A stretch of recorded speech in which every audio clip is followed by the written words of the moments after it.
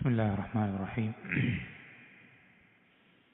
الحمد لله رب العالمين والصلاة والسلام على رسوله الأمين وعلى آله وصحبه أجمعين ومن اتبعهم بإحسان إلى يوم الدين أما بعد അള്ളാഹു സുബ്ഹാനഹു വ തആലയുടെ വജ്ഹ് മാത്രം ഉദ്ദേശിച്ചുകൊണ്ട് സംസാരിക്കുവാനും കേൾക്കുവാനും റബ്ബ് സുബ്ഹാനഹു വ തആല നാം ഓരോരുത്തരെയും സഹായിക്കുമാറാവട്ടെ. നമ്മളിവിടെ കൂടിയിരിക്കുന്നത് വളരെയധികം കാലിക പ്രസക്തമായ ഒരു വിഷയം സംസാരിക്കാൻ വേണ്ടിയിട്ടാണ്. പ്രത്യേകിച്ചും യുവാക്കളെ സംബന്ധിച്ചിടത്തോളം വളരെയധികം പ്രാധാന്യമുള്ള, അത് വിവാഹം കഴിച്ചവരാണെങ്കിലും കഴിക്കാൻ നിൽക്കുന്നവരാണെങ്കിലുമൊക്കെ വളരെയധികം പ്രാധാന്യം അർഹിക്കുന്ന ഒരു വിഷയമാണ് ഇൻഷാ അല്ലാഹ് നമ്മൾ സംസാരിക്കാൻ ഉദ്ദേശിക്കുന്നത്. അത് ത്വലാഖുമായി ബന്ധപ്പെട്ടാണ്. എന്തുകൊണ്ടാണ് ത്വലാഖ് വിവാഹം കഴിച്ച ആളുകൾക്കിടയിൽ വർദ്ധിക്കുന്നത്? അതിൻ്റെ കാരണങ്ങൾ എന്തൊക്കെയാണ്? അതിന് നമ്മൾ സ്വീകരിക്കേണ്ട പ്രതിവിധികൾ അല്ലെങ്കിൽ പരിഹാരങ്ങൾ എന്തൊക്കെയാണ് എന്നുള്ളതാണ് ഇൻഷാ അല്ലാഹ് നമ്മളോട് സംസാരിക്കാൻ ഉദ്ദേശിക്കുന്നത്. നമ്മൾ ശ്രദ്ധിക്കേണ്ടത്, നമ്മൾ ആദ്യം തന്നെ മനസ്സിലാക്കേണ്ട കാര്യം, ഒരിക്കലും ത്വലാഖ് എന്നുള്ളത് ദീനുൽ ഇസ്ലാം ഹറാമാക്കിയ കാര്യമല്ല. ത്വലാഖ് എന്നുള്ളത് ദീനുൽ ഇസ്ലാമിൽ അനുവദിക്കപ്പെട്ട കാര്യം തന്നെയാണ്. പക്ഷേ അത് പ്രോത്സാഹിപ്പിക്കപ്പെട്ട ഒരു വിഷയമല്ല. അത് ഒരിക്കലും പ്രോത്സാഹിപ്പിക്കപ്പെട്ട ഒരു കാര്യമല്ല. എന്ന് വെച്ചാൽ ദീനീപരമായി നമ്മൾ പാലിക്കേണ്ട എല്ലാ വിധിവിലക്കുകളും അല്ലെങ്കിൽ എല്ലാ നടപടിക്രമങ്ങളും പാലിക്കാൻ ശ്രമിച്ച് ഒരു നിലയ്ക്കും അത് ശരിയാകുന്നില്ല, ഒരു പ്രതിവിധിയും അത് ഫലപ്രദമാകുന്നില്ല എന്ന സന്ദർഭത്തിൽ ഏറ്റവും അവസാനത്തെ പടിയെന്നോണം ചെയ്യുന്ന പ്രവർത്തനമാണെന്ത്? അതിന് ആ ഒരു സന്ദർഭത്തിൽ മാത്രം ചെയ്യാൻ പഠിപ്പിച്ചു തന്നിട്ടുള്ള ഒരു പ്രതിവിധിയാണ് ത്വലാഖ് എന്നുള്ളത്. അപ്പോൾ നമ്മൾ ശ്രദ്ധിക്കേണ്ടത്, ഈ ഒരു അവസ്ഥയിലേക്ക് എത്താത്തിടത്തോളം ഒരാൾ ത്വലാഖിലേക്ക് ഇറങ്ങിച്ചെല്ലുക, അതിലേക്ക് ധൃതി പിടിച്ച് കടന്നു ചെല്ലുക എന്നുള്ളത് അത് ശൈത്താനിൻ്റെ കുതന്ത്രങ്ങളിൽപ്പെട്ട കുതന്ത്രമായി നബി സല്ലല്ലാഹു അലൈഹി വസല്ലം ഹദീസുകൾ പഠിപ്പിച്ചു തന്നിട്ടുണ്ട്. ഹദീസുകൾ വന്നതായി കാണാൻ സാധിക്കും. ശൈത്താൻ എന്ത് ചെയ്യും? ഇബ്ലീസ്, അവൻ്റെ അർശ് അത് വെള്ളത്തിൻ്റെ മുകളിലാണ്. അവിടെ ഇബ്ലീസിൻ്റെ അടുക്കൽ അവൻ്റെ സൈന്യങ്ങളുണ്ടാകും. ഓരോരുത്തരെയും ഇബ്ലീസിൻ്റെ അടുക്കൽ അവർ ചെയ്ത പ്രവർത്തനങ്ങൾ, മോശപ്പെട്ട പ്രവർത്തനങ്ങളെ സംബന്ധിച്ച് ഇബ്ലീസിൻ്റെ അടുക്കൽ വന്നിട്ട് പറയും. എന്തിനു വേണ്ടിയിട്ടാണ്? ആ ഇബ്ലീസ് അദ്ദേഹത്തിനെ, ആ ശൈത്താനിനെ എന്ത് ചെയ്യാൻ? പുകഴ്ത്താൻ, പ്രോത്സാഹിപ്പിക്കാൻ. അപ്പോൾ ഓരോരുത്തരും അവരവർ ചെയ്ത പ്രവർത്തനങ്ങളെ സംബന്ധിച്ച് എടുത്തു പറയുമ്പോൾ പല ആളുകളും പല പ്രവർത്തനം, ഞാൻ ഇയാളെ ഇങ്ങനെയൊക്കെ പറയിപ്പിച്ചു, ഒരാളെ കൊണ്ട് ഇങ്ങനെയൊക്കെ ചെയ്യിപ്പിച്ചു എന്ന് പല ആളുകളെ സംബന്ധിച്ച് പല രൂപത്തിൽ പറയുമ്പോൾ ഇവരൊക്കെയും ഇബ്ലീസ് വലിയ കാര്യമൊന്നും ആക്കില്ല, അതൊക്കെ സാധാരണ എല്ലാവരും ചെയ്യുന്നതല്ലേ, അതൊന്നും വലിയ കാര്യമല്ല എന്ന് പറയും. അങ്ങനെ അവസാനം ഒരു ശൈത്താൻ പറയും, ഞാൻ ഒരു ഭർത്താവിൻ്റെയും ഭാര്യയുടെയും ഇടയിൽ കടന്നു കയറുകയും അവർക്കിടയിൽ പ്രശ്നങ്ങൾ ഉണ്ടാക്കുകയും അങ്ങനെ അവസാനം അവരെ തമ്മിൽ ത്വലാഖിലേക്ക് എത്തിക്കുകയും ചെയ്തു. അപ്പോൾ ശൈത്താൻ എന്താ അയാളോട് പറയുന്നത്? നിഅമ അൻത, നീ ഭയങ്കര സംഭവമാണ്, നീ ഉഷാറാണ്. ഇബ്ലീസ് ആ ശൈത്താനോട് പറയുന്നതാണ്. എന്നുവെച്ചാൽ ഇബ്ലീസിന് അങ്ങേയറ്റം ഇഷ്ടമുള്ള കാര്യമാണ്, പ്രവർത്തനമാണ് ഒരു ഭാര്യയെയും ഭർത്താവിനെയും തമ്മിൽ വേർപിരിക്കുക, അവർക്കിടയിൽ ഇണക്കമില്ലാതാക്കുക എന്നുള്ളത്. വളരെയധികം നമ്മൾ ഒരു മനസ്സിൽ ശ്രദ്ധിക്കേണ്ട, ഇബ്ലീസിൻ്റെ ഒരു അജണ്ടയായി അവൻ കൊണ്ടു നടക്കുന്ന വളരെ പ്രധാനപ്പെട്ട കാര്യമാണെന്ത്? ഭാര്യ ഭർത്താക്കന്മാർക്കിടയിൽ സ്വരച്ചേർച്ച ഇല്ലാതാക്കുക എന്നുള്ളത്. നമ്മൾ ശ്രദ്ധിക്കേണ്ടത്, എന്തുകൊണ്ടാണ് ഇബ്ലീസ് ഇത്രയധികം ഭാര്യ ഭർത്താക്കന്മാർക്കിടയിൽ പരിശ്രമിക്കുന്നതിനാന്ന് വെച്ചാൽ, നമ്മൾ ശ്രദ്ധിക്കേണ്ടത്, ഒരു സമൂഹം എന്ന് പറയുന്നത് കുറേ വീടുകളാണ്. ഒരു സമൂഹം എന്ന് പറയുന്നത് കുറേ വീടുകളാണ്. വീട്ടിനകത്തെ ഏറ്റവും പ്രധാനപ്പെട്ട അംഗങ്ങളാണ് ഒരു ഭാര്യയും ഭർത്താവും. ഇവർ രണ്ടുപേരും തമ്മിൽ സ്വരച്ചേർച്ച ഇല്ലാതായി കഴിഞ്ഞാൽ, അവർ തമ്മിൽ ഇണക്കത്തിലല്ലാതായി കഴിഞ്ഞാൽ വീട് മൊത്തം പ്രശ്നത്തിലാവും. വീടുകൾ മൊത്തം പ്രശ്നത്തിലായാൽ പിന്നെ ആ നാട് മുഴുവൻ പ്രശ്നത്തിലാവും. എന്നുവെച്ചാൽ ഒരു സമൂഹം നന്നാകുന്നത് അത് വീടുകൾ നന്നായി തുടങ്ങുമ്പോഴാണ്. വീടുകളിലാണ് അതിൻ്റെ മാറ്റം ആദ്യമായിട്ട് ഉണ്ടാകേണ്ടത്. അതേപോലെ നേരെ തിരിച്ചും ഒരു സമൂഹം വൃത്തികെട്ട മോശം അവസ്ഥയിലേക്കായി പോകുന്നതിൻ്റെ തുടക്കം എവിടെയാണ്? വീടുകളിൽ നിന്നാണ്. അതുകൊണ്ടാണ് ഇബ്ലീസിനെ സംബന്ധിച്ചിടത്തോളം ഈ ഒരു കാര്യം ഇത്രയും പ്രിയങ്കരമായി തീർന്നത്. അതുകൊണ്ടാണ് നമ്മളെ സംബന്ധിച്ചിടത്തോളം നമ്മൾ ശ്രദ്ധിക്കേണ്ടത് ഈ ഒരു ത്വലാഖിനെ തുടക്കത്തിൽ അതിൻ്റെ ദീനിലുള്ള ചെറിയ ചെറിയ വിധിവിലക്കുകൾ പറഞ്ഞിട്ട് നമ്മുടെ വിഷയത്തിലേക്ക് കടക്കാം. നമ്മൾ ശ്രദ്ധിക്കേണ്ടത് ദീനുൽ ഇസ്ലാമിൽ ഒരുപാട് കാര്യങ്ങൾ ഭാര്യ ഭർത്താക്കന്മാർക്കിടയിൽ ഇണക്കമുണ്ടാവാൻ, പിണക്കം വരാതിരിക്കാൻ ഒരുപാട് മാർഗനിർദ്ദേശങ്ങൾ, മുൻകരുതലുകൾ എടുക്കാൻ പഠിപ്പിച്ചു തന്നിട്ടുണ്ട്. അതിൽപ്പെട്ടതാണെന്ത്? ഭാര്യയെ തിരഞ്ഞെടുക്കുമ്പോൾ ഏറ്റവും നല്ല ഭാര്യയെ, പ്രത്യേകിച്ചും ദീനിൽ അങ്ങേയറ്റം മികവുള്ള നല്ല സ്വഭാവമുള്ള ഒരു ഭാര്യയെ തിരഞ്ഞെടുക്കാൻ ദീനുൽ ഇസ്ലാം പഠിപ്പിച്ചത് അതുകൊണ്ടാണ്. അതേപോലെ തന്നെ വിവാഹം ആലോചിക്കുന്ന സമയത്ത് നിക്കാഹിന് മുമ്പേ ആ പെൺകുട്ടിയെ കാണാൻ ദീനുൽ ഇസ്ലാം പ്രോത്സാഹിപ്പിച്ചിട്ടുള്ളത് അതിനു വേണ്ടിയിട്ടാണ്. അതുപോലെ തന്നെ ഏറ്റവും നല്ല രൂപത്തിൽ പെരുമാറുക, ഇടപഴകുക, അങ്ങനെ കുറേ വിഷയങ്ങൾ. ഇതിൻ്റെ എല്ലാത്തിൻ്റെയും ആകത്തുക എന്നുള്ളത് വൈവാഹിക ജീവിതം ഏറ്റവും നല്ല രൂപത്തിൽ മുന്നോട്ട് പോവുക എന്നുള്ളതാണ്. അതേപോലെ തന്നെ നേരെ തിരിച്ചും ഏതൊക്കെ സന്ദർഭങ്ങളിലാണോ ത്വലാഖ് ഉണ്ടാവാൻ ഏറ്റവും ചാൻസ് ഉള്ളത് ആ സന്ദർഭങ്ങളിൽ ഒന്നിലും ത്വലാഖ് ചെയ്യാൻ പാടില്ല. ശ്രദ്ധിക്കണം.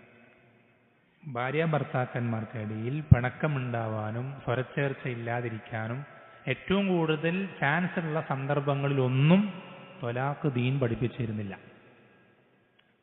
അതിൽപ്പെട്ടതാണെന്ത്? ഹൈദുള്ള സമയത്ത്. ഹൈദുള്ള സമയത്ത് എന്ത് ചെയ്യാൻ പാടില്ല? ത്വലാഖ് ചെയ്യാൻ പാടില്ല. നബി സല്ലല്ലാഹു അലൈഹി വസല്ലമയുടെ അടുക്കൽ ഇബ്നു ഉമർ ബിൻ ഖത്താബ് റളിയല്ലാഹു അൻഹു മകൻ അബ്ദുല്ലാഹി ഇബ്നു ഉമർ റളിയല്ലാഹു അൻഹു അദ്ദേഹത്തിൻ്റെ ഭാര്യയെ ഹൈദുള്ള സമയത്ത് ത്വലാഖ് ചെയ്തു എന്ന വിവരം ഉമർ ബിൻ ഖത്താബ് റളിയല്ലാഹു അൻഹു അറിയിച്ചപ്പോൾ നബി സല്ലല്ലാഹു അലൈഹി വസല്ലമ അങ്ങേയറ്റം ദേഷ്യപ്പെടുക. എന്നിട്ട് അദ്ദേഹത്തോട് അവരുടെ ഭാര്യയെ തിരിച്ചെടുക്കാൻ ഏൽപ്പിക്കുക. എന്നിട്ട് അവളെ തിരിച്ചെടുക്കുകയും അവൾ ശുദ്ധിയാവുകയും എന്നിട്ട് വീണ്ടും ഹൈളാവുകയും വീണ്ടും ശുദ്ധിയാവുകയും എന്നിട്ട് വേണമെങ്കിൽ എന്ത് ചെയ്തോട്ടെ, ത്വലാഖ് ചെയ്യണമെങ്കിൽ ചെയ്തോട്ടെ എന്ന് കൽപ്പിക്കുക. അതേപോലെ തന്നെ ഒരു ഹൈള് കഴിഞ്ഞ് ശുദ്ധിയായി ആ സ്ത്രീയുമായി ലൈംഗിക ബന്ധത്തിൽ ഏർപ്പെട്ടതിന് ശേഷം എന്ത് ചെയ്യാൻ പാടില്ല? ത്വലാഖ് ചെയ്യാൻ പാടില്ല. ത്വലാഖ് എന്നുള്ളത് അവൾ ഹൈള് കഴിഞ്ഞ് ശുദ്ധിയായി പിന്നെ മറ്റ് ലൈംഗിക ബന്ധത്തിലൊന്നും ഏർപ്പെടാത്ത സന്ദർഭമാണെങ്കിൽ ആ സന്ദർഭത്തിൽ എന്ത് ചെയ്യാവൂ? ത്വലാഖ് ചെയ്യാവൂ. എന്ന് വെച്ചാൽ ചുരുക്കി പറഞ്ഞാൽ ഒരുപാട് വിഷയങ്ങൾ ഞാൻ സമയമുണ്ടെങ്കിൽ അവസാനം പറയാം.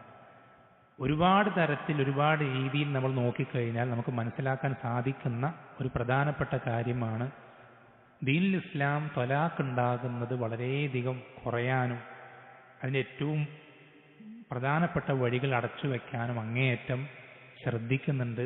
അതിനുള്ള എല്ലാ സാധ്യതകളും നമുക്ക് പഠിപ്പിച്ചു തരുന്നുണ്ട്. പരമാവധി ത്വലാഖ് ഇല്ലാതിരിക്കാൻ, പരമാവധി ദാമ്പത്യ ജീവിതം ഏറ്റവും നല്ല രൂപത്തിൽ മുന്നോട്ട് പോവുക എന്നുള്ളത് ദീനുൽ ഇസ്ലാം താല്പര്യപ്പെടുന്ന കാര്യമാണ് എന്ന് നമുക്കിതിൽ നിന്ന് മനസ്സിലാക്കാൻ സാധിക്കും. നമ്മുടെ വിഷയത്തിലേക്ക് കടക്കാം.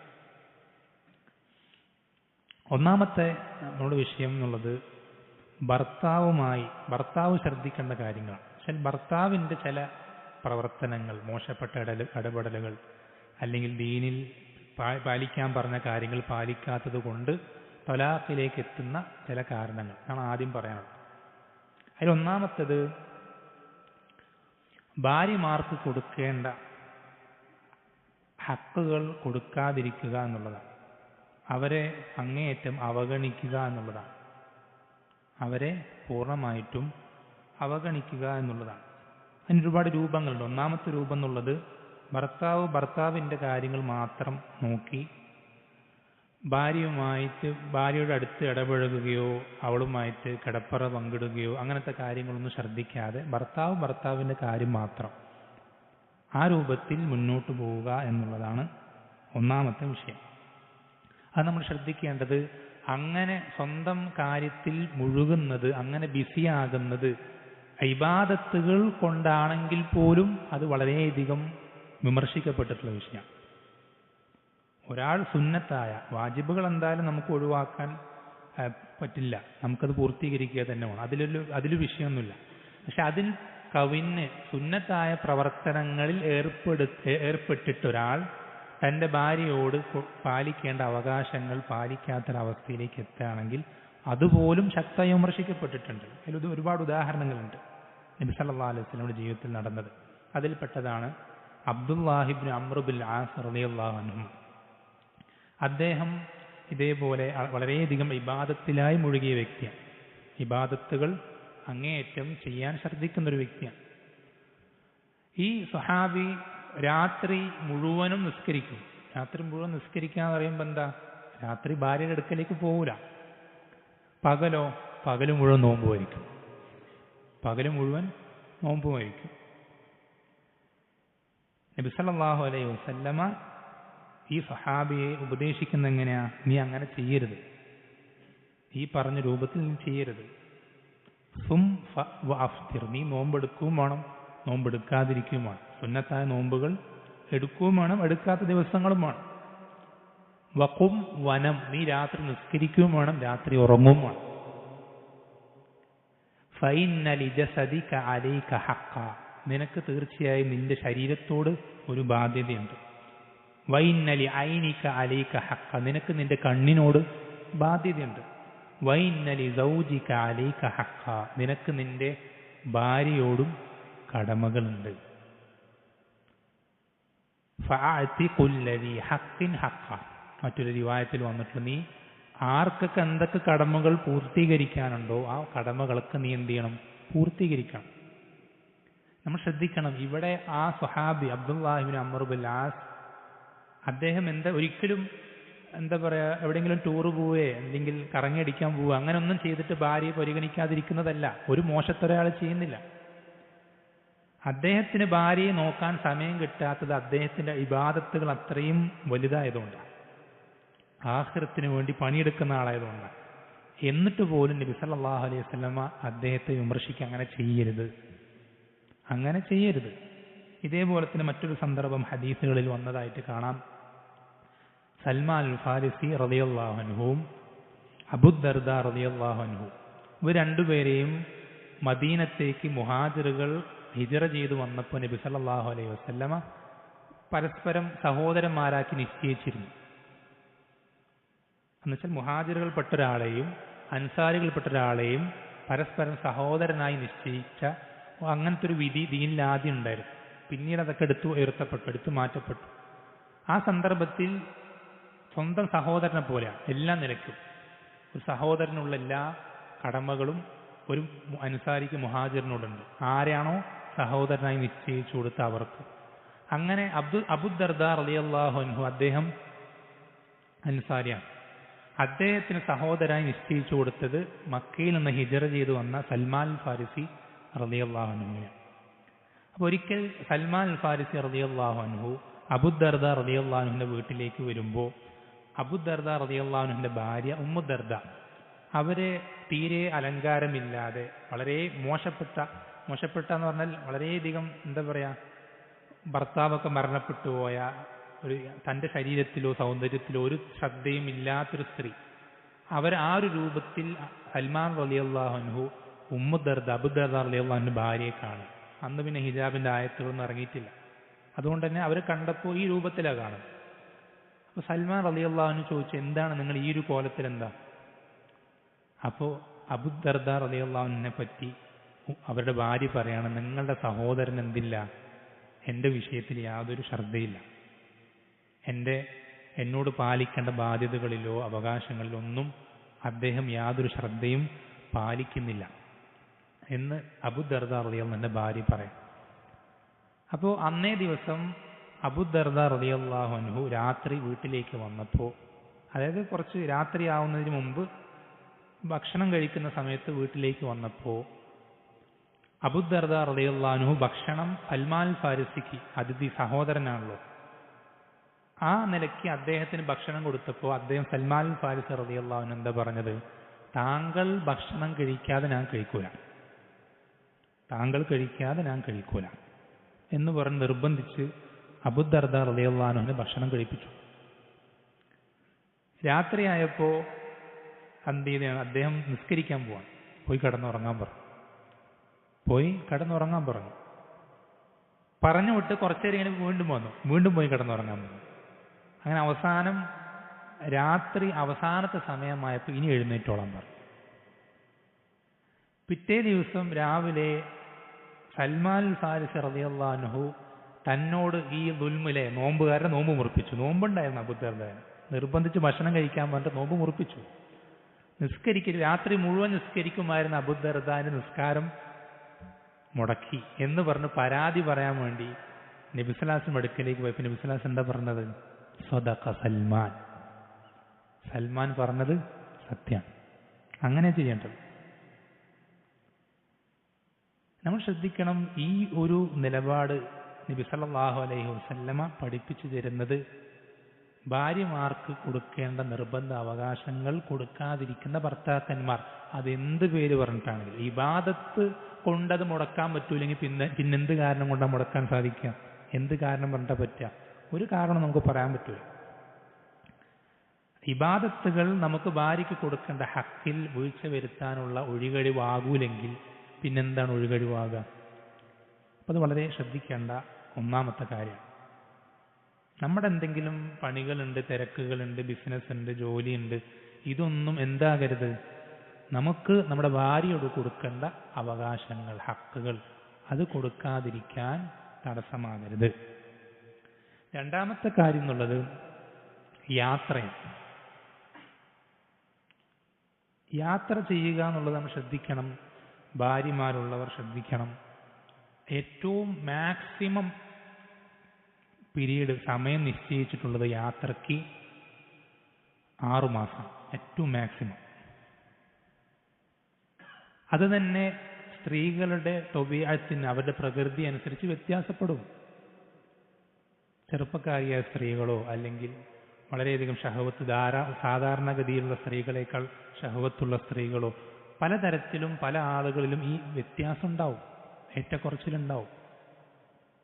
പൊതുവിൽ ആവറേജ് പറയുമ്പോൾ 6 മാസം പറയാമെന്ന് മാത്രം. ഇതാണ് ഏറ്റവും മാക്സിമം. ഗൾഫിലൊക്കെ ജോലികൾക്കും മറ്റുമൊക്കെ പോകുന്നവർ ശ്രദ്ധിക്കാം. അതിൽ നമുക്ക് ചില ആളുകൾ നമുക്ക് കുറ്റം പറയാൻ കഴിയില്ല, കാരണം അവർക്ക് വളരെ ചെറിയ ശമ്പളം മാത്രമുള്ള, വേറെ നിവൃത്തിയില്ലാതെ കുടുങ്ങിപ്പോകുന്ന പ്രവാസികളായിരിക്കും പലരും. എന്നാൽ വളരെയധികം ശമ്പളമുള്ള, അവർക്ക് ലീവ് എടുത്ത് വരാൻ സാധിക്കുന്ന, ലീവ് കിട്ടുന്ന ജോലികളുള്ള ആളുകൾ ഇത്തരം വിഷയങ്ങളിൽ ശ്രദ്ധിക്കാതിരിക്കുക എന്നുള്ളത് വളരെ മോശപ്പെട്ട കാര്യം. അത് ഉമർ ബിൻ ഖത്താബ് റളിയല്ലാഹു അൻഹുവിന്റെ കാലഘട്ടത്തിൽ അദ്ദേഹം അന്നത്തെ കാലത്തെ ആളുകൾക്ക് നിശ്ചയിച്ചു കൊടുക്കുന്ന പരിധിയാണെന്ത്? 6 മാസം എന്നുള്ളത്. എന്നുവെച്ചാൽ യുദ്ധത്തിന് പടയാളികളെ കൊണ്ടുപോകുമ്പോൾ ആ പടയാളികൾക്ക് അദ്ദേഹം നിശ്ചയിച്ചു കൊടുക്കുന്ന അവധിയാണെന്ത്? എന്നുവെച്ചാൽ 1 മാസം യുദ്ധത്തിന്റെ സ്ഥലത്തേക്ക് യാത്ര ചെയ്യാനുണ്ടാവും, തിരിച്ചൊരു മാസം ഉണ്ടാവും. അപ്പൊ 2 മാസം യാത്രയിൽ മാത്രം. ഇത് രണ്ടും പിന്നെ അദ്ദേഹത്തിന്റെ അടുക്കൽ 4 മാസവും. 4 മാസത്തിൽ കൂടുതൽ വിവാഹിതനായ നാട്ടിൽ ഭാര്യയുള്ള ഒരാളെ അദ്ദേഹം തന്റെ പട്ടാളത്തിൽ നിർത്താറില്ല. ഏറ്റവും മാക്സിമമാണ് 6 മാസം എന്നുള്ളത്. ഇത് വളരെ ശ്രദ്ധിക്കേണ്ട വിഷയം. അപ്പോൾ യാത്ര എന്നുള്ളത് വളരെയധികം പ്രത്യേകിച്ച് ഇന്നത്തെ കാലത്ത് നമ്മൾ വളരെയധികം എന്ത് ചെയ്യണം? ഭാര്യമാരുടെ വിഷയത്തിൽ. കാരണം ഫിത്നകൾ വളരെയധികം വ്യാപകമായിട്ടുണ്ട്. തിന്മകൾ പ്രചരിക്കാനുള്ള വഴികൾ ഒരുപാട് എളുപ്പമായിട്ടുണ്ട്, പണ്ടത്തെ കാലത്തെക്കാൾ ഒരുപാട് ഇരട്ടി എളുപ്പമായിട്ടുണ്ട്. ഇങ്ങനൊരു സന്ദർഭത്തിൽ നമ്മൾ എന്ത് ചെയ്യണം? ഒരിക്കലും അവരുടെ വിഷയത്തിൽ അലംഭാവം കാണിക്കുകയോ അല്ലെങ്കിൽ അവരെ തീരെ പരിഗണിക്കാതിരിക്കുകയോ ഒന്നും ചെയ്യുന്നത് ശരിയല്ല. അവരെ പരിഗണിക്കുന്നതിൻ്റെ ഭാഗമാണ് അവരിൽ നിന്നും അധികം വിട്ടു നിൽക്കാതിരിക്കുക എന്നുള്ളത്. അതിൻ്റെ ഏറ്റവും മാക്സിമം അളവാണ് ഇവിടെ പറഞ്ഞത് മാക്സിമത്തിലേക്ക് എത്തണ്ട, നമുക്ക് സാധിക്കുന്നതിൻ്റെ പരമാവധി അവരിൽ നിന്ന് വിട്ടു നിൽക്കാതിരിക്കാൻ ശ്രദ്ധിക്കുക എന്നുള്ളത് വളരെയധികം പ്രധാനപ്പെട്ട കാര്യം. മൂന്നാമത്തെ കാര്യം എന്നുള്ളത്, ചില ആളുകൾ അത് എന്താ പറയുക, പ്രത്യേകിച്ച് ഇന്നത്തെ കാലത്ത് ഒരു സിറ്റികളിലും അതുപോലെ തന്നെ ടൗണുകളിലും അങ്ങനത്തെ വലിയ പ്രദേശങ്ങളും സ്ഥലങ്ങളിലൊക്കെ വ്യാപകമായി കൂടിക്കൂടി വരുന്ന ഒരു കാര്യമാണെന്ത്, രാത്രി മുഴുവൻ എന്തെങ്കിലും ഷുഗറുകളിൽ എന്നുവെച്ചാൽ രാത്രി വളരെ വൈകി 2-3 മണിക്കാണ് പലരും എന്ത് ചെയ്യുക, വീട്ടിലേക്ക് കയറി വരാം. പല ആളുകളും രാത്രി വളരെ വൈകിട്ടാണ് എന്ത് ചെയ്യുക, വീട്ടിലേക്ക് കയറി വരാം. എന്നുവെച്ചാൽ പ്രത്യേകിച്ച് എന്തെങ്കിലും തിരക്കിൽ പെട്ടുപോയി അത്യാവശ്യങ്ങൾ കുടുങ്ങിപ്പോവും, അതൊന്നുമല്ല, അതൊക്കെ ഉതിറുണ്ട്, അതൊന്നുമല്ല. വെറുതെ കൂട്ടുകാരുടെ കൂടെ കളിതമാശകളും പറഞ്ഞ് വർത്താനങ്ങളും പറഞ്ഞ് ചിലർ ഇന്നത്തെ കാലത്ത് പല ചെറുപ്പക്കാർ വിവാഹിതരായ ആളുകൾ പോലും ഫുട്ബോൾ കളിക്കാൻ പോകും. എപ്പോൾ? രാത്രി 10-12 മണിക്കും 1 മണിക്കൊക്കെ ടർഫൊക്കെ ബുക്ക് ചെയ്തിട്ട് എന്ത് ചെയ്യും, കളിക്കാൻ പോകും. നമ്മൾ ശ്രദ്ധിക്കേണ്ടത് നബി സല്ലല്ലാഹു അലൈഹി വസല്ലം പഠിപ്പിച്ചു തന്നിട്ടുള്ള കാര്യം, അദ്ദേഹത്തിൻ്റെ അധ്യാപനം എങ്ങനെയാണ്? രാത്രി ഇശാ നിസ്കാരത്തിന് ശേഷം നമ്മൾ വീട്ടിലുണ്ടാവും. രാത്രി ഇശാ നിസ്കാരത്തിന് ശേഷം വീട്ടിലുണ്ടാവും. പെട്ടെന്ന് തന്നെ ഉറങ്ങാൻ സാധിക്കുമെങ്കിൽ പെട്ടെന്ന് തന്നെ ഉറങ്ങണം. അതാണ് നബി സല്ലല്ലാഹു അലൈഹി വസല്ലമയുടെ ചര്യ. നമുക്ക് കളിതമാശകളോ വർത്താനങ്ങളോ മറ്റൊക്കെ പറയണമെന്ന് അത്രയും നിർബന്ധമുണ്ടെങ്കിൽ നമ്മുടെ ഭാര്യയോടും മക്കളോടും വീട്ടിനകത്ത് ആണ് നബി സല്ലല്ലാഹു അലൈഹി വസല്ലം ചര്യ. രാത്രി വരെ ഇശാ വരെ നമ്മൾ എന്ത് ചെയ്തോ കൂട്ടി, ഇതൊന്നും ഹറാമാണെന്നോ അനുവദിക്കപ്പെടാത്ത കാര്യങ്ങളാണ്, അതൊന്നുമല്ല പറയുന്നത്. നല്ല രൂപത്തിൽ തന്നെ ഇത്തരം കാര്യങ്ങൾ മുഴുകുന്ന, നല്ല കൂട്ടുകാരുടെ കൂടെ കൂടുന്ന, നല്ല കളികൾ മാത്രം കളിക്കുന്ന ആളുകളാണ്. പക്ഷെ അതെന്ത് ചെയ്യണ്ട, ഇശാക്ക് ശേഷം വേണ്ട. ഇശാക്ക് ശേഷം വീട്ടുകാരുടെ കൂടെ കളിച്ചോ, മക്കളുടെ കൂടെയോ ഭാര്യയുടെ കൂടെയോ മറ്റൊക്കെ അങ്ങനത്തെ കാര്യങ്ങൾ ഏർപ്പെട്ടോ, കളിതമാശകൾ ഏർപ്പെട്ടോ. രാത്രി വൈകിയുള്ള ഇത്തരം കാര്യങ്ങൾ എന്നുള്ളത് അതൊരിക്കലും എന്താ പറയുക, ഭാര്യ ഭർത്താക്കന്മാർക്കിടയിലുള്ള സ്നേഹം അത് കുറയാനും അകൽച്ച ഉണ്ടാവാനൊക്കെ വളരെയധികം കാരണമാകുന്നതാണ് എന്ന് പണ്ഡിതന്മാർ സൂചിപ്പിക്കുന്നുണ്ട്.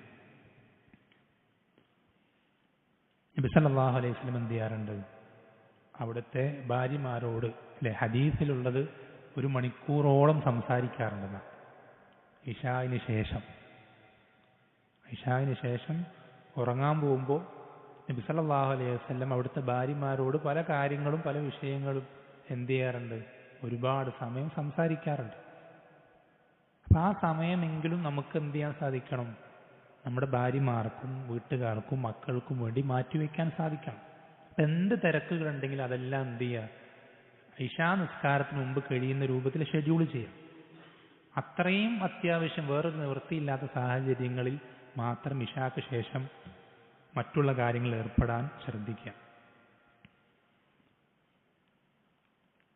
അതുപോലെ തന്നെ രണ്ടാമത്തെ കാരണം എന്നുള്ളത്,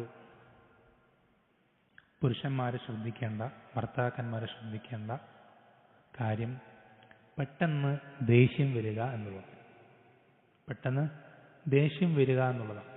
നമ്മൾ ശ്രദ്ധിക്കേണ്ടത്, അള്ളാഹുവിൻ്റെ റസൂൽ സല്ലല്ലാഹു അലൈഹി വസല്ലം ആദ്യം ദേഷ്യത്തെപ്പറ്റി മനസ്സിലാക്കേണ്ട ഒന്നാമത്തെ കാര്യം, നബി സല്ലല്ലാഹു അലൈഹി വസല്ലമ ഒരുപാട് സന്ദർഭത്തിൽ ഒരുപാട് ഹദീസുകളിൽ വിലക്കിയിട്ടുള്ള കാര്യമാണെന്ത്, ദേഷ്യപ്പെടുക എന്നുള്ളത്.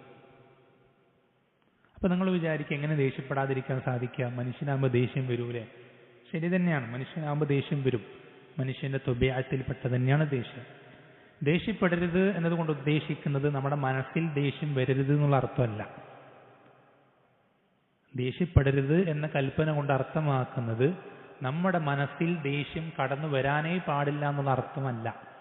മറിച്ച് ദേഷ്യം വരുമ്പോൾ നമ്മളിൽ നിന്നുണ്ടാകുന്ന പ്രതികരണങ്ങൾ പിടിച്ചു വയ്ക്കുക, പ്രതികരിക്കരുത്. ദേഷ്യം വരുമ്പോൾ അടിക്കാൻ തോന്നുന്നുണ്ടെങ്കിൽ ദേഷ്യം മാറുന്നവരടിക്കരുത്.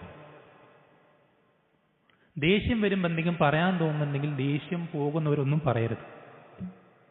അതാണ് ദേഷ്യപ്പെടരുതെന്ന് പറഞ്ഞതിൻ്റെ അർത്ഥം. അതായത് ദേഷ്യം എല്ലാവർക്കും വരും, മനുഷ്യന്മാരാണെങ്കിൽ ദേഷ്യം വരും.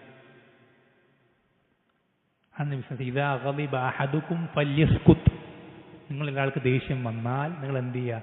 മിണ്ടാതിരിക്കുക. ദേഷ്യം പോയതിന് ശേഷം മാത്രം എന്ത് ചെയ്യുക? സംസാരിക്കുക. എന്താ ദേഷ്യം വന്നാൽ സംസാരിക്കുന്ന പ്രതികരിക്കുന്ന പ്രശ്നം എന്താ? എന്താ പ്രശ്നം? നമ്മളുടെ പരിധിയിൽ, നമ്മൾ വിചാരിച്ച ബൗണ്ടറിയിൽ നിൽക്കൂല. നമ്മൾ വിചാരിച്ച പരിധിയിൽ അത് ഒതുങ്ങി നിൽക്കൂല. നമ്മൾ പറയാൻ ഉദ്ദേശിച്ചതിനേക്കാൾ കടുത്ത വാക്കുകൾ നാവിലൂടെ വരും. നമ്മൾ പ്രതികരിക്കാൻ ഉദ്ദേശിച്ചതിനേക്കാൾ കടുത്ത രൂപത്തിലേക്ക് നമ്മൾ പ്രതികരണം നമ്മൾ വിചാരിക്കാതെ തന്നെ ആയിപ്പോകും. അത് എല്ലാവർക്കും അറിയുന്ന കാര്യമാണ്, അറിയപ്പെട്ടൊരു വിഷയമാണ്.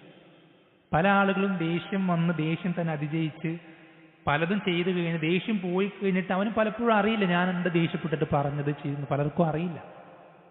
നമ്മൾ ശ്രദ്ധിക്കണം, ശൈത്താൻ ഒരു മനുഷ്യനിൽ പ്രവേശിക്കുന്ന ഏറ്റവും പ്രധാനപ്പെട്ട വാതിലാണ് ദേഷ്യപ്പെടുക എന്നുള്ളത്. വളരെ ശ്രദ്ധിക്കണം. ദേഷ്യപ്പെടുമ്പോൾ ഒന്നും പ്രതികരിക്കാതിരിക്കാൻ പരമാവധി ശ്രദ്ധിക്കാം. ഇതാണ് ദേഷ്യപ്പെടരുത് എന്ന് പറഞ്ഞതിൻ്റെ അർത്ഥം. അതാണ് നബി സല്ലല്ലാഹു അലൈഹി വസല്ലം അടുക്കൽ ഒരാൾ വന്നിട്ട് ഔസിനി യാ റസൂലല്ലാഹ്, അള്ളാഹുവിൻ്റെ റസൂലെ, എനിക്ക് താങ്കൾ വളരെ പ്രധാനപ്പെട്ടൊരു വസിയത്ത് നൽകണം. അപ്പം നബി സല്ലല്ലാഹു അലൈഹി വസല്ലം പറഞ്ഞു, ലാ തഗ്ളബ്, നീ കോപിക്കരുത്. വീണ്ടും അയാൾ വീണ്ടും ആവർത്തിച്ച് ചോദിക്കണം, ഔസിനി യാ റസൂലല്ലാഹ്, റസൂലെ, അള്ളാഹുവിൻ്റെ റസൂലെ, എനിക്ക് നിങ്ങൾ വസിയത്ത് നൽകണം. അപ്പോൾ വീണ്ടും നബി സല്ലല്ലാഹു അലൈഹി വസല്ലം വീണ്ടും ആവർത്തിച്ചു കൊടുക്കുന്ന വസിയത്ത് എന്താ? ലാ തഗ്ളബ്, നീ കോപിക്കരുത്, ദേഷ്യപ്പെടരുത്. അപ്പൊ ദേഷ്യം വരുമ്പോൾ എന്ത് ചെയ്യരുത്? ദേഷ്യപ്പെടുമ്പോൾ എന്ത് ചെയ്യരുത്? നമ്മൾ പ്രതികരിക്കരുത്. ദേഷ്യം വരും, സ്വാഭാവികമാണ്. ദേഷ്യം നമ്മുടെ മനസ്സിൽ കടന്നു വന്നാലും ദേഷ്യം വരുന്ന സന്ദർഭത്തിൽ നമ്മൾ സംസാരിക്കുകയോ പ്രതികരിക്കുകയോ ചെയ്യാതിരിക്കാന്നുള്ളത് നബി സല്ലല്ലാഹു അലൈഹി വസല്ലം പഠിപ്പിച്ചു തന്നിട്ടുണ്ട്. ലൈസ ശദീദു ബിസ്സുറഅ, മല്ലയുദ്ധത്തിൽ എതിരാളിയെ മലർത്തിയടിക്കുന്നവനല്ല ശക്തൻ. ശരിക്കും സ്ട്രെങ്ത്തുള്ള ആളെന്ന് പറഞ്ഞാൽ, ശക്തനായവൻ എന്ന് പറഞ്ഞാൽ മറ്റൊരാളെ മൽപ്പിടുത്തത്തിൽ കീഴ്പ്പെടുത്തുന്നവനല്ല. ഇന്നമ ശദീദുല്ലദീ യംലികു നഫ്സഹു ഇൻദൽ ഗളബ്, ശരിക്കുള്ള ശക്തിമാൻ എന്ന് പറഞ്ഞാൽ ആരാ? ദേഷ്യം വരുമ്പോൾ സ്വന്തം നഫ്സിനെ നിയന്ത്രിക്കാൻ സാധിക്കുന്നവനാണ് യഥാർത്ഥ ശക്തൻ. അത് നബി സല്ലല്ലാഹു അലൈഹി വസല്ലം പറയുന്ന വാക്ക് ശ്രദ്ധിക്കണം. ദേഷ്യം വരുമ്പോൾ സ്വന്തത്തെ നിയന്ത്രിക്കുക. ഇതാണ് ലാ തഗ്ളബ് എന്ന് പറഞ്ഞതിൻ്റെ അർത്ഥം. ദേഷ്യപ്പെടരുതെന്ന് പറഞ്ഞതിൻ്റെ അർത്ഥം അതാണ്. പല ആളുകളും പറയും, എനിക്ക് ദേഷ്യം വന്ന് എന്നെ പിടിച്ചാൽ കിട്ടൂല. അങ്ങനെ ആകരുത്. അത് നിന്റെ നല്ല ക്വാളിറ്റി അല്ല. പലരും വിചാരിക്കുന്നത് എൻ്റെ ഒരു നല്ല ക്വാളിറ്റിയാണ്, എൻ്റെ പൗരുഷത്തിൻ്റെ അടയാളമാണെന്നാണ്. അത് മോശം സ്വഭാവമാണ്. ദേഷ്യം വരുമ്പോൾ നിന്നെ പിടിച്ചാൽ കിട്ടില്ല എന്ന് പറഞ്ഞാൽ നിനക്ക് നിന്റെ സ്വന്തം നഫ്സിൽ അത്രേ നിയന്ത്രണമുള്ളൂ എന്നാണ് ഇതിൻ്റെ അർത്ഥം. നിന്റെ നഫ്സ് നിന്റെ കയ്യിലല്ല, ശൈത്താനിൻ്റെ കയ്യിലാണെന്ന് എൻ്റെ അർത്ഥം. അതൊരിക്കലും നല്ല ക്വാളിറ്റി അല്ല. മറിച്ച് ശക്തനായ ഈമാനുള്ള, ശക്തിയുള്ള ഈമാനുള്ളവെന്ന് പറഞ്ഞാൽ ദേഷ്യം വരുമ്പോൾ സ്വന്തം നഫ്സിനെ പിടിച്ചു നിർത്തുക. എന്ന് വെച്ചാൽ അപ്പം പ്രതികരിക്കാതിരിക്കുക, സംസാരിക്കാതിരിക്കുക, അതുപോലെ തന്നെ മറ്റെന്തെങ്കിലും പ്രതികരണങ്ങൾ, പ്രവർത്തനങ്ങളിൽ ഏർപ്പെടാതിരിക്കുക. ദേഷ്യം മാറുന്നത് വരേക്കും ഒന്നും പറയണ്ട, ഒന്നും പ്രതികരിക്കണ്ട. അതാണ് യഥാർത്ഥ ശക്തൻ എന്ന് നബി സല്ലല്ലാഹു അലൈഹി വസല്ലം പഠിപ്പിച്ചു തരാം.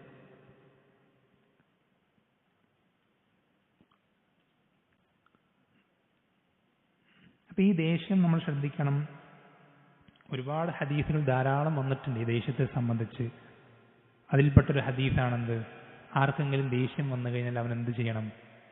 അഊദു ബില്ലാഹി മിനശ് ശൈത്താനിർ റജീം എന്ന് പറയണം. നബി സല്ലല്ലാഹു അലൈഹി വസല്ലം പഠിപ്പിച്ചു തന്നിട്ടുണ്ട്. ആ ഒരു ഹദീസിൽ കാണാൻ രണ്ട് സ്വഹാബികൾ തർക്കിക്കുകയാണ്. അതിൽപ്പെട്ട ഒരാൾ മറ്റൊരാളോട് അങ്ങേയറ്റം ദേഷ്യപ്പെട്ട് സംസാരിക്കുന്നുണ്ട്. വളരെയധികം ദേഷ്യപ്പെട്ട് അവൻ്റെ മുഖമൊക്കെ ചുവന്ന് ശക്തമായ വാക്കുകൾ അവനെതിരെ പ്രയോഗിച്ചുകൊണ്ടിരിക്കുന്നുണ്ട്. അപ്പം നബി സല്ലല്ലാഹു അലൈഹി വസല്ലം ഇയാളെ ചൂണ്ടിയിട്ട് പറയും, ഇയാൾ ഒരു വാക്ക് പറഞ്ഞിരുന്നെങ്കിൽ അയാൾ ഉള്ള എല്ലാ ദേഷ്യങ്ങളും അയാളിൽ നിന്ന് പോകുമായിരുന്നു. എന്താണ് ആ വാക്ക്? അഊദു ബില്ലാഹി മിനശ് ശൈത്താനിർ റജീം എന്ന വാക്ക്. അപ്പം ദേഷ്യം എന്നുള്ളത് ശൈത്താൻ എന്നുള്ളതാണ്. ദേഷ്യം എന്നുള്ളത് ശൈത്താൻ എന്നുള്ളതാണ്. അതുപോലെ തന്നെ നമ്മൾ ദേഷ്യം പിടിച്ചു വയ്ക്കുമ്പോൾ നമ്മൾ ഒരിക്കലും നമ്മൾ വിചാരിക്കരുത് നമ്മൾ അവിടെ നമുക്ക് നഷ്ടമാണ്, അല്ലെങ്കിൽ നമ്മൾ അവിടെ നമ്മുടെ വില കുറഞ്ഞു പോവുകയാണ് എന്നും നമ്മൾ ഒരിക്കലും കരുതരുത്. നബി സല്ലല്ലാഹു അലൈഹി വസല്ലം പഠിപ്പിച്ചത് എന്താണെന്നറിയോ? മൻ കളമ ഗൈബൻ വഹുവ ഖാദിറുൻ അലാ അൻ യുൻഫിദഹു. ഒരാൾക്ക് ഒരു ദേഷ്യം വന്നിട്ട് അയാൾക്കത് നടപ്പിലാക്കാൻ സാധിക്കും. ആ ദേഷ്യത്തിന്റെ അടിസ്ഥാനത്തിൽ പ്രവർത്തിക്കാനും സംസാരിക്കാനും ഒക്കെ കഴിയും. പക്ഷെ എന്നിട്ടും അയാളുടെ ദേഷ്യത്തെ പിടിച്ചു വെക്കുകയാണെങ്കിൽ ദഅാഹുല്ലാഹു യൗമൽ ഖിയാമത്തി അലാ റൂസിൽ ഖലായിഖ്. അല്ലാഹു സുബ്ഹാനഹു വ തആല അയാളെ ഖിയാമത്ത് നാളിൽ എല്ലാ സൃഷ്ടികളും ഉള്ള സന്ദർഭത്തിൽ അവനെ വിളിക്കും, പ്രത്യേകം വിളിക്കും, ദേഷ്യം പിടിച്ചു വെച്ച ഒരാളെ. എന്നിട്ട് എന്താണ് അയാൾക്കുള്ള പ്രതിഫലം? എന്താ? ഹത്താ യുഖയ്യിറഹു മിൻ അയ്യിൽ ഹൂരിൽ ഐനി ശാ. എന്നിട്ട് അവന് സ്വർഗത്തിലെ എല്ലാ ഹൂറിലീങ്ങളെയും കാണിച്ചു കൊടുക്കും. അവന് തിരഞ്ഞെടുക്കാം, സെലക്ട് ചെയ്യാം അവൻ അതിലാരോ വേണം. ഇവിടെ ഉറങ്ങിപ്പോകുന്നവർ ഇത് കേട്ടാൽ ഉറങ്ങൂല, ശ്രദ്ധിക്കുക. ഖിയാമത്ത് നാളിൽ അല്ലാഹു സുബ്ഹാനഹു വ തആല സ്വർഗത്തിലെ എല്ലാ ഹൂറിലീങ്ങളെയും കാണിച്ചു കൊടുത്തിട്ട് ഇവനോട് അതിൽ ഇവൻ ഇഷ്ടപ്പെടുന്ന ആളെ തിരഞ്ഞെടുക്കാൻ പറയും. ആർക്കാണത്? ആർക്കാ? ദേഷ്യം വന്നിട്ട് അത് നടപ്പിലാക്കാതെ പിടിച്ചു വെച്ച ആൾക്ക്. മറക്കല്ല, ഉറങ്ങുമ്പോഴും ശ്രദ്ധിക്കുന്നുണ്ട്.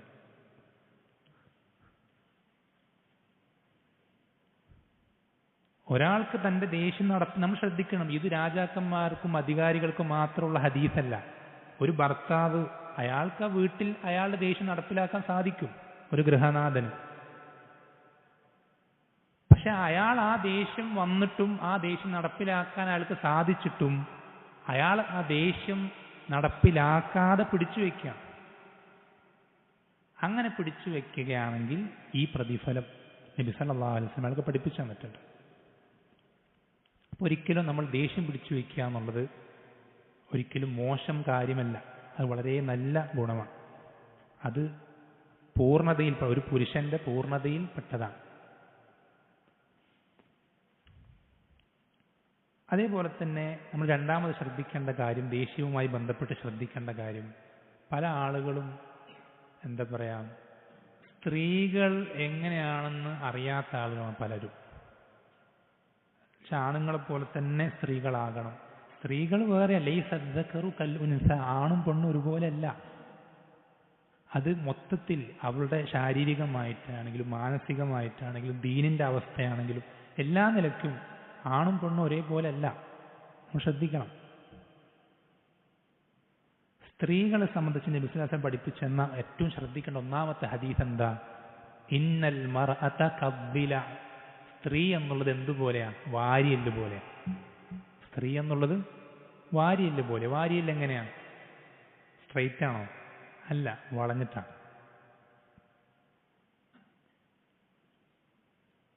ഇദാ ദഹബ്ത തുഖീമുഹാ കസർതഹാ. നീ ആ വാരിയെല്ലിനെ സ്ട്രൈറ്റ് ആക്കാൻ പോയി കഴിഞ്ഞാൽ എന്ത് ചെയ്യും?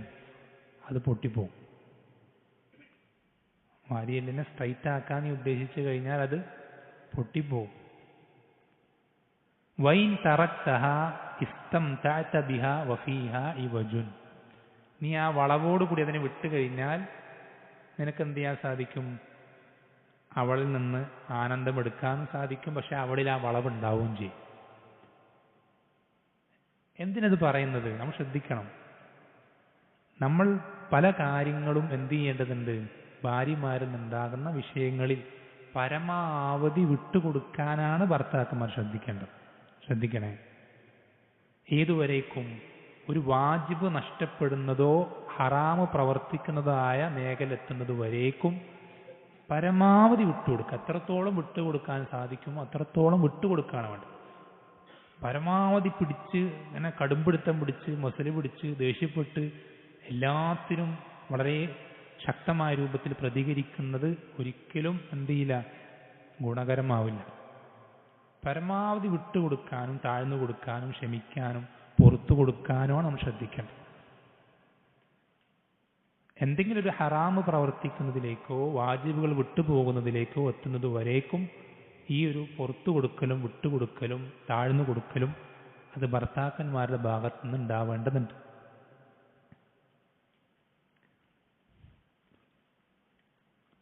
അതേപോലെ തന്നെ നമ്മൾ ശ്രദ്ധിക്കണം, ഈ മൂന്നാമത്തെ കാര്യം നമ്മൾ ഈ എന്താ പറയാ ഭർത്താക്കന്മാർ ശ്രദ്ധിക്കേണ്ട മൂന്നാമത്തെ വിഷയം എന്നുള്ളത്, വിവാഹത്തിന്റെ ഏറ്റവും പ്രധാനപ്പെട്ട ഉദ്ദേശ്യങ്ങളിൽ ഒന്നാണെന്ന് തൻ്റെ ലൈംഗികമായ താല്പര്യം അത് ഹലാലിൽ ഒതുക്കി നിർത്താൻ സാധിക്കുക എന്നുള്ളത്. തൻ്റെ ലൈംഗികമായ താല്പര്യം അത് ഹലാലിൽ ഒതുക്കി നിർത്താൻ സാധിക്കുക എന്നുള്ളത് വിവാഹത്തിന്റെ ഏറ്റവും പ്രധാനപ്പെട്ട ലക്ഷ്യങ്ങളിൽ ഒന്നാണ്. വിവാഹത്തിന്റെ ഏറ്റവും പ്രധാനപ്പെട്ട ലക്ഷ്യങ്ങളിൽ ഒന്നാണ്. ഈ ഒരു ലക്ഷ്യം പൂർത്തീകരിക്കുന്നതിൽ ഭാര്യാഭർത്താക്കന്മാർ ശ്രദ്ധിക്കണം. ഇവിടെ നമ്മൾ പറയുന്നത് ഭർത്താക്കന്മാരെ സംബന്ധിച്ചാണ്. ഭർത്താക്കന്മാർ എന്ത് ചെയ്യണം? ഈ വിഷയത്തിൽ വളരെയധികം ശ്രദ്ധ കൊടുക്കേണ്ടതുണ്ട്.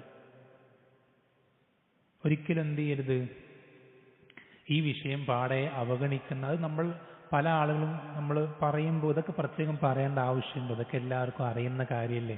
ആണും പെണ്ണാവുമ്പോൾ പരസ്പരം ആകർഷണം ഉണ്ടാവില്ല, അതൊക്കെ തമ്മിലൊക്കെ നടന്നോളുന്ന് പല ആളുകളും വിചാരിക്കും. പക്ഷേ നമ്മൾ വിചാരിക്കുന്ന പോലല്ല നമ്മുടെ വർത്തമാനകാലം. നമുക്ക് ചുറ്റും നടക്കുന്ന ലോകം എന്ന് പറയും, നമ്മൾ പലരുടെയും സംഭവങ്ങൾ അവസ്ഥകൾ അറിഞ്ഞാൽ അന്തം വിട്ടുപോകും. പലരുടെയും നമ്മുടെ ചുറ്റും നടക്കുന്ന പല ആളുകളുടെയും അവസ്ഥകൾ അറിഞ്ഞാൽ നമ്മൾ പലപ്പോഴും നമുക്കൊരു എത്തും പിടിയും കിട്ടൂല പല ആളുകളുടെയും പല അവസ്ഥകളും. എനിക്കറിയാം, എൻ്റെ ഒരു സഹോദരൻ, വളരെ അടുത്ത ആദർശ ബന്ധമുള്ള വളരെ നല്ലൊരു സഹോദരനാണ്.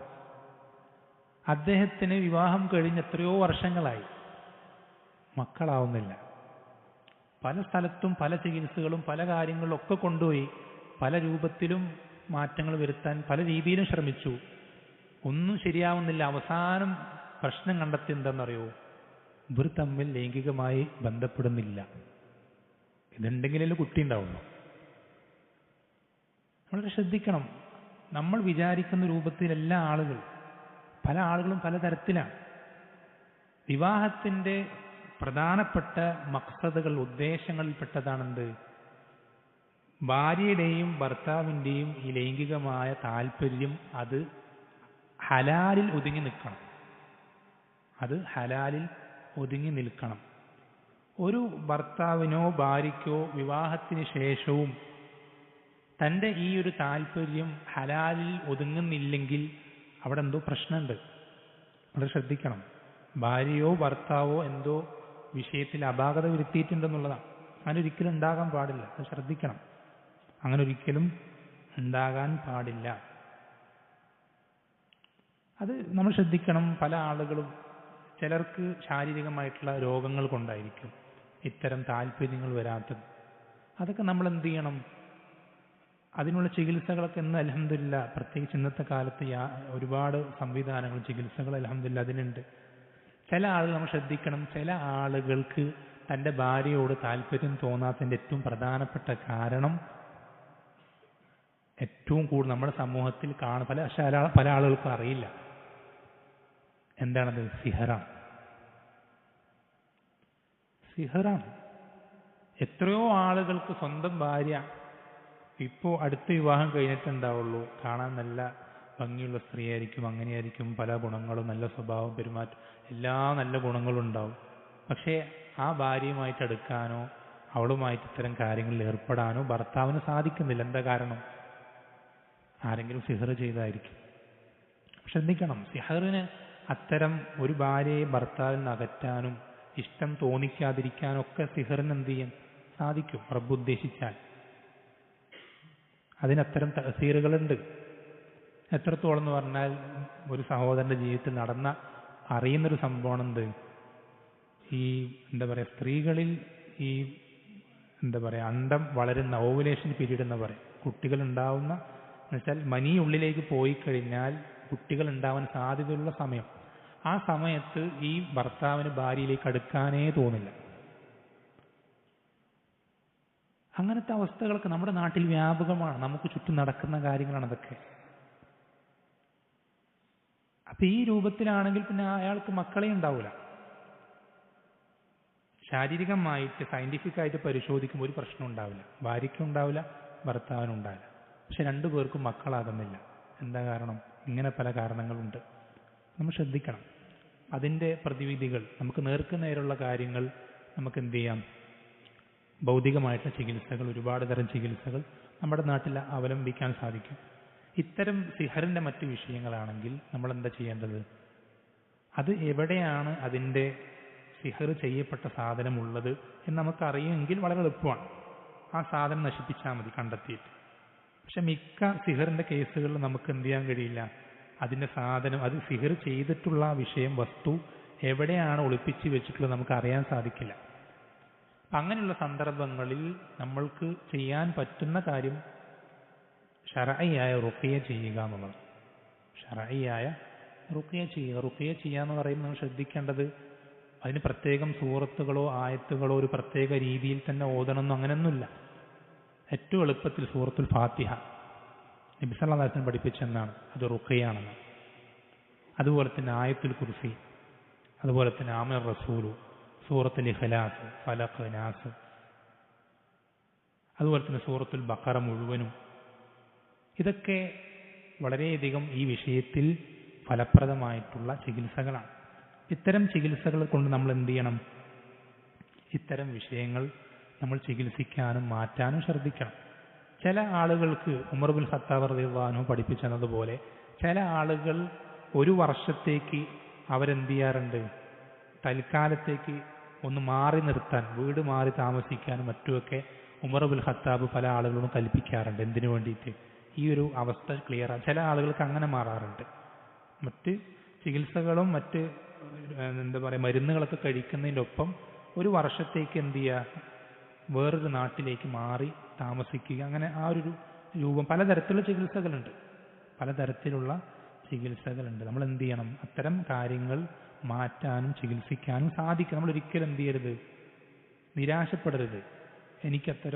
എനിക്കൊന്നും അത് സാധിക്കൂല, എനിക്കൊന്നും കഴിയൂല എന്നൊരിക്കലും വിചാരിക്കരുത്. അള്ളാഹു എന്തൊരു രോഗം അവതരിപ്പിച്ചിട്ടുണ്ടെങ്കിൽ അതിനെന്ത് ചെയ്തിട്ടുണ്ട്? ചികിത്സയും അവതരിപ്പിച്ചിട്ടുണ്ട്. എന്തൊരു രോഗത്തിനും ചികിത്സയും അവതരിപ്പിച്ചിട്ടുണ്ട്. നബി സല്ലല്ലാഹു അലൈഹി വസല്ലം പഠിപ്പിച്ചെന്ന് തദാവൗ, നിങ്ങൾ ചികിത്സിക്കുക. ഫഇന്നല്ലാഹ അസ്സ വജല്ല ലം യദഅ ദാഅൻ ഇല്ലാ വദഅ ലഹു ദവാൻ. അള്ളാഹു ഒരു രോഗത്തെയും ഇറക്കിയിട്ടില്ല എങ്ങനെയല്ലാതെ അതിന് മരുന്ന് നിശ്ചയിച്ചിട്ടില്ലാതെ. ഏത് രോഗം മാത്രം? ഗൈറ ദാഇൻ വാഹിദ്, ഒരു രോഗം മാത്രം. ഏതാണ് രോഗം? മരണം. മരണത്തിന് ചികിത്സയില്ല. ബാക്കി എല്ലാത്തിനും അള്ളാഹു സുബ്ഹാനഹു വ തആല എന്ത് ചെയ്തിട്ടുണ്ട്? ചികിത്സ നിശ്ചയിച്ചിട്ടുണ്ട്. അതുപോലെ തന്നെ ഭർത്താക്കന്മാരുടെ ഭാഗത്തു നിന്നുണ്ടാവുന്ന മറ്റൊരു പ്രധാനപ്പെട്ട വിഷയമാണ് ഭാര്യയെ ഉപദ്രവിക്കുക എന്നുള്ള വിഷയം. ഭാര്യയെ ഉപദ്രവിക്കുക എന്നുള്ള വിഷയം അത് നേരത്തെ പറഞ്ഞ ദേഷ്യവുമായി ബന്ധപ്പെട്ട് തന്നെയാണ്. പക്ഷേ പല ആളുകളും എന്ത് ചെയ്യും? ദേഷ്യത്തിൻ്റെ പുറത്തും അല്ലാതെയും ഒക്കെ ഭാര്യമാരെ വളരെയധികം ഉപദ്രവിക്കുന്ന, പ്രയാസപ്പെടുത്തുന്ന ആളുകളാണ്. അത് ശാരീരികമായിട്ട് മാത്രമല്ല, വാക്കുകൾ കൊണ്ടുമൊക്കെ പ്രയാസപ്പെടുത്തുന്ന വളരെയധികം ഗുരുതരമായ തെറ്റാണ്.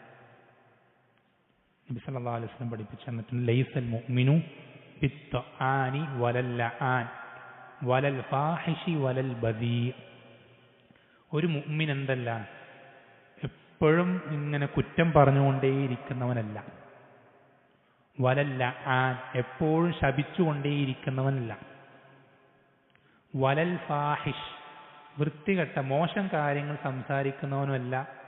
വലൽ ബദീ, ബദീ എന്ന് പറഞ്ഞാൽ നമ്മുടെ നാട്ടിൽ എന്താ പറയാ, തെറി പറയാന്നൊക്കെ പറയാറുണ്ട്. ആ രൂപത്തിൽ ഒരു സംസ്കാരമില്ലാത്ത പദപ്രയോഗങ്ങളൊക്കെ ഉപയോഗിക്കുക. അങ്ങനത്തെ ഒരു മുഅ്മിൻ അങ്ങനെയുള്ള ആളല്ല. ഒരു മുഅ്മിൻ അങ്ങനെയുള്ള ആളല്ല. നബി സല്ലല്ലാഹു അലൈഹി വസല്ലം പഠിപ്പിച്ചത്. അപ്പോൾ ഒരിക്കലും നമ്മുടെ ഭാഗത്ത് എന്ത് ചെയ്യാൻ പാടില്ല? ഭാര്യമാരുടെ അത്തരം പെരുമാറ്റങ്ങൾ ഉണ്ടാകാൻ പാടില്ല. നബി സല്ലല്ലാഹു അലൈഹി വസല്ലം എന്ത് ചെയ്തിട്ടുണ്ട്?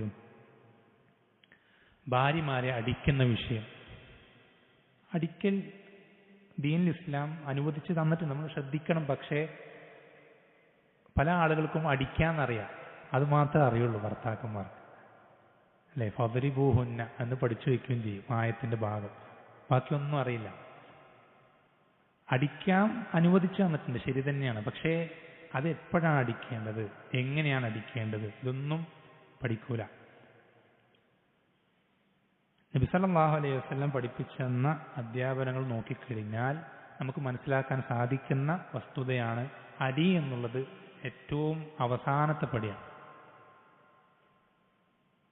ഏറ്റവും അവസാനത്ത് നമുക്ക് അവർക്ക് കാര്യങ്ങൾ പറഞ്ഞു കൊടുക്കാൻ ശ്രമിച്ചിട്ടും അവരിലുള്ള പോരായ്മകൾ നികത്താൻ നമ്മൾ പരിശ്രമിച്ചിട്ടും ഒരു ഫലവും കാണാതാകുമ്പോൾ അവസാനം സ്വീകരിക്കുന്ന മാർഗമാണ് അടിക്കുക എന്നുള്ളത്.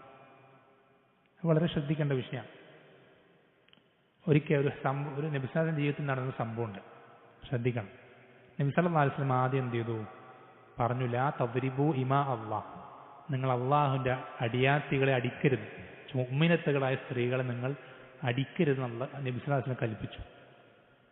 അപ്പൊ ഇത് കൽപ്പന വന്നപ്പോൾ സ്ത്രീകൾക്ക് ധൈര്യമായി, എന്തും പറയാ, എന്ത് ചെയ്യാ. കാരണം എന്താ?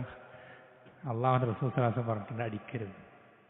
അപ്പൊ അവരെന്ത് ചെയ്യാൻ തുടങ്ങി? ഭർത്താക്കന്മാർക്കെതിരെ ശക്തമായി പ്രതികരിക്കാനും അവർക്കെതിരെ ദേഷ്യപ്പെടാനും അങ്ങനെ പല പ്രശ്നങ്ങളും അവർക്കിടയിൽ ഉണ്ടായപ്പോൾ നബി സല്ലല്ലാഹു അലൈഹി വസല്ലം എന്ത് ചെയ്തു? ഒരു നിവൃത്തിയില്ലെങ്കിൽ, വേറൊരു വഴിയില്ലെങ്കിൽ അടിക്കാനുള്ള അനുവാദം കൊടുത്തു. വേറൊരു വഴിയില്ലെങ്കിൽ അടിക്കാനുള്ള അനുവാദം കൊടുത്തു. അനുവാദം കൊടുത്തപ്പോൾ സ്ത്രീകൾ പരാതിയിട്ട് വരും, ഞങ്ങളുടെ ഭർത്താക്കന്മാരെ അടിക്കുന്നുണ്ട്. അപ്പൊ നബി സല്ലല്ലാഹു അലൈഹി വസല്ലം പറഞ്ഞു, നമ്മൾ ശ്രദ്ധിക്കണം. നബി സല്ലല്ലാഹു അലൈഹി വസല്ലം പറഞ്ഞെന്താണെന്നറിയോ? സ്ത്രീകളെ അടിക്കുന്ന ആൾ അവൻ എങ്ങനെയുള്ളവ? ലൈസ ഉലൈക ബിഖിയാരിക്കും. വളരെ ശ്രദ്ധിക്കേണ്ട വാക്കാണ്. അത് അനുവദിക്കപ്പെട്ടതാണോ അല്ലയോ അതൊക്കെ അവിടെ കിടക്കട്ടെ. നബി സല്ലല്ലാഹു അലൈഹി വസല്ലം പറയുന്ന ഈ വാക്കെന്താ? ലൈസ ഉലൈക ബിഖിയാരിക്കും. സ്ത്രീകളെ നിങ്ങളിൽ പെട്ട നിങ്ങളുടെ ഭാര്യമാരെ അടിക്കുന്ന ആളുകൾ നിങ്ങളിലെ നല്ല ആളുകളല്ല, നിങ്ങളിലെ ഉത്തമരായിട്ടുള്ള ആളുകളല്ല എന്ന് നബി സല്ലല്ലാഹു അലൈഹി വസല്ലം പഠിപ്പിച്ചു തരാം. അതിന് ഏറ്റവും നല്ല മാതൃകാരൻ അള്ളാഹുവിന്റെ റസൂൽ സല്ലല്ലാഹു അലൈഹി വസല്ലം തന്നെ. നിങ്ങൾ വിചാരിക്കുന്നുണ്ടോ അള്ളാഹുവിന്റെ റസൂൽ സല്ലല്ലാഹു അലൈഹി വസല്ലമയ്ക്ക് കയ്യൂക്കില്ല നിങ്ങൾ വിചാരിക്കുന്നുണ്ടോ? മസിൽ പവർ ഇല്ല നിങ്ങൾ വിചാരിക്കുന്നുണ്ടോ? ഭാര്യമാർക്ക് അദ്ദേഹത്തിന് പേടിയില്ല, ആദരവില്ല എന്നൊക്കെ നിങ്ങൾ വിചാരിക്കുന്നു? ഒരിക്കലല്ല. നബി സല്ലല്ലാഹു അലൈഹി വസല്ലമയേക്കാൾ ധൈര്യമുള്ള, കൈക്കരുത്തുള്ള, അതുപോലെ തന്നെ ഗാംഭീര്യമുള്ള, ആദരവുള്ള ഒരാളുമില്ല. അത് മനുഷ്യ ചരിത്രത്തിൽ തന്നെ ഇല്ല. ആ റസൂൽ സല്ലല്ലാഹു അലൈഹി വസല്ലമ തൻ്റെ കൈ കൊണ്ട് ഒരിക്കൽ പോലും ഒരു ഒരു സ്ത്രീയെയോ ഒരു അടിമയെയോ അടിച്ചിട്ടില്ല. പറയുമ്പോൾ ഏറ്റവും അടിക്കാൻ ഏറ്റവും എളുപ്പമുള്ള ആളുകളാണ് സ്ത്രീകളും അടിമകളും. ആണുങ്ങൾ അടിക്കുന്ന പോലെ പ്രയാസമില്ല സ്ത്രീകളെ അടിമകളെ അടിക്കാൻ. എതിർപ്പുണ്ടാവുക വളരെ അപൂർവമാണ്. പക്ഷെ നബി സല്ലല്ലാഹു അലൈഹി വസല്ലം ഒരിക്കൽ പോലും എന്ത് ചെയ്തു? അദ്ദേഹത്തിന്റെ കൈ കൊണ്ട് ഒരു സ്ത്രീയെ ഒരിക്കൽ പോലും അടിച്ചിട്ടില്ല. ഒരിക്കൽ പോലും അടിച്ചിട്ടില്ല. ഏറ്റവും നല്ല ആളുകൾ എന്ന് പറഞ്ഞാൽ സ്ത്രീകളെ അടിക്കാതിരിക്കുന്ന ആളുകളാണ്. ഇനി അടിക്കുകയാണെങ്കിൽ തന്നെ ഒരുപാട് നിബന്ധനകളുണ്ട്. പിന്നെ ഒന്നാമത്തത് ഏറ്റവും അവസാനത്തെ വഴിയായിരിക്കണം. അതിനൊരുപാട് അതിന് മുമ്പ് പഠിപ്പിച്ചെന്ന സ്റ്റെപ്പുകളൊക്കെ കഴിഞ്ഞ് ഒരു നിവൃത്തിയില്ല, ഒരു ഫലവും കാണുന്നില്ല എന്ന് മനസ്സിലാകുമ്പോൾ മാത്രം അടിക്കാവൂ. ഒന്നാമത്തത്. രണ്ടാമത്തത്, അടിക്കുന്നത് അവളെ അടിച്ച് അവളുടെ പുറം പൊളിക്കുക എന്നുള്ളതല്ല, മറിച്ച് അവൾക്ക് ഈ കാര്യത്തോട്, പക്ഷെ നമുക്ക് ഈ കാര്യത്തോട് വിയോജിപ്പുണ്ട്, അങ്ങേയറ്റം വെറുപ്പുണ്ട് എന്ന് അവളെ അറിയിക്കുക എന്നുള്ളത് മാത്രമായിരിക്കണം ആ അടിയുടെ ഉദ്ദേശം.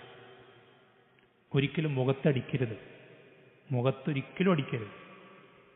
അതുപോലെ തന്നെ അവളുടെ തൊലി പൊളിയാനോ എല്ല് പൊട്ടാനോ പാടില്ല. തൊലി പൊളിയാനോ എല്ല് പൊട്ടാനോ പാടില്ല. ആ രൂപത്തിൽ പലരും എന്താ പറയാ, എൻ്റെ ഭാര്യയല്ലേ എനിക്കെന്തും ചെയ്യാലോ എന്ന രൂപത്തിൽ ഭാര്യമാരെ പൊതുവെ തല്ലുന്ന ആളുകൾ ധാരാളമുണ്ട്. കൈകൊണ്ടടിക്കുന്നവരുണ്ട്, ബെൽറ്റ് കൊണ്ടടിക്കുന്നവരുണ്ട്, പലതരത്തിൽ. അത് വളരെ ശ്രദ്ധിക്കണം. അതൊരിക്കലും നല്ല ആളുകളുടെ സ്വഭാവമല്ല എന്ന് മാത്രം നബി സല്ലല്ലാഹു അലൈഹി വസല്ലമ അത് വളരെ മോശമായി ആക്ഷേപിച്ചിട്ടുണ്ട്. മോശമായ പ്രവർത്തനമായി അതിനെ പഠിപ്പിച്ചു തന്നിട്ടുണ്ട്. നബി സല്ലല്ലാഹു അലൈഹി വസല്ലം പഠിപ്പിച്ചു തന്നത് ലാ യജ്ലിദു അഹദുക്കും ഇംറഅതഹു ജൽദൽ അബ്ദ് സുമ്മ യുജാമിഉഹാ ഫി ആഖിരിൽ യൗം. നിങ്ങളിൽ ഒരാൾ അയാളുടെ ഭാര്യയെ ഒരു അടിമയെ അടിക്കുന്നത് പോലെ, അടിമയെ അടിക്കാൻ പാടുന്നല്ല, ജാഹിലിയത്തിൽ സാധാരണ മുതലാളിമാർ അവരുടെ അടിമകളെ അടിക്കുന്നത് പോലെ നിങ്ങളുടെ ഭാര്യയെ അടിക്കുകയും എന്നിട്ട് ആ ദിവസത്തിന്റെ അവസാനമാകുമ്പോൾ അതേ ഭാര്യയുമായി തന്നെ ലൈംഗിക ബന്ധത്തിൽ ഏർപ്പെടുകയും ചെയ്യുക എന്നുള്ളത് ഒരിക്കലും ഉണ്ടാകരുത്. നബി സല്ലല്ലാഹു അലൈഹി വസല്ലം വിലക്കാണ്. അതൊക്കെ വളരെ മോശപ്പെട്ട സ്വഭാവങ്ങളായി പഠിപ്പിച്ചെന്ന കാര്യമാണ്. അതുപോലെ തന്നെ നമ്മൾ ശ്രദ്ധിക്കേണ്ട വളരെ പ്രധാനപ്പെട്ട കാര്യം, നമ്മുടെ മനസ്സിലെപ്പോഴും സ്ത്രീകൾക്ക് ദീനുൽ ഇസ്ലാമിലുള്ള സ്ഥാനം പുരുഷന്മാരെപ്പോഴും മനസ്സിലാക്കിയിരിക്കേണ്ട കാര്യം. സ്ത്രീകൾക്ക് ദീനുൽ ഇസ്ലാമിൽ വലിയ സ്ഥാനമുണ്ട്. നമ്മൾക്ക് ജാഹിലിയത്തിൽ നമുക്കറിയാം, ഉമർ ഇബ്നുൽ ഖത്താബ് റളിയല്ലാഹു അൻഹു പറഞ്ഞതുപോലെ, കുന്നാ ഫിൽ ജാഹിലിയത്തി ലാ നഉദ്ദു നിസാഅ ശൈഅ, ഞങ്ങൾ ജാഹിലിയത്തിൽ സ്ത്രീകളെ ഒരു കാര്യമായിട്ട് ഞങ്ങൾ അതിനെ പരിഗണിക്കാറ് പോലില്ല. മനുഷ്യന്മാരായിട്ടോ എന്തെങ്കിലും ഒന്നുമായിട്ടോ അവരെന്ത് ചെയ്യാറില്ല, പരിഗണിക്കാറെന്നില്ല. അങ്ങനെയായിരുന്നു ജാഹിലിയത്തിൽ സ്ത്രീകൾ ഉണ്ടായത്. ജാഹിലിയത്തിൽ സ്ത്രീകൾ അങ്ങനെ ഉണ്ടായിരുന്നത്. പക്ഷെ നമ്മളെ സംബന്ധിച്ചിടത്തോളം, മുഅ്മിനുകളെ സംബന്ധിച്ചിടത്തോളം, അള്ളാഹുവിന്റെ റസൂൽ സല്ലല്ലാഹു അലൈഹി വസല്ലം പഠിപ്പിച്ചു തന്നതുപോലെ ഏറ്റവും നല്ല സ്ഥാനമായിരിക്കണം നമ്മുടെ മനസ്സിൽ സ്ത്രീകൾക്ക് ഉണ്ടാവേണ്ടത്. നബി സല്ലല്ലാഹു അലൈഹി വസല്ലം പഠിപ്പിച്ചെന്താ, ഇന്നമൻ നിസാഉ ശഖാഇഖുർ റിജാൽ, സ്ത്രീകൾ പുരുഷന്മാരുടെ എന്താണ് അതേ ഭാഗം തന്നെയാണ്. പക്ഷെ പുരുഷന്മാരെ പോലെ തന്നെയാണ് സ്ത്രീകൾ എന്നുള്ളത്, പുരുഷന്മാരെ പോലെ തന്നെയാണ്. എന്നുവെച്ചാൽ പുരുഷന്മാർക്ക് എന്തൊക്കെ വിധിവിലക്കുകൾ ദീനുൽ ഇസ്ലാമിലുണ്ടോ അതൊക്കെ ആർക്കും ബാധകമാണ്, സ്ത്രീകൾക്കും ബാധകമാണ്. ചില കാര്യങ്ങളിൽ മാത്രം, ചില വിഷയങ്ങളിൽ മാത്രം. പൊതുവെ മൊത്തത്തിൽ പറയുമ്പോൾ സ്ത്രീയും പുരുഷനൊക്കെ എല്ലാ വിധിവിലക്കുകളിലും ഒരേപോലെയാണ്.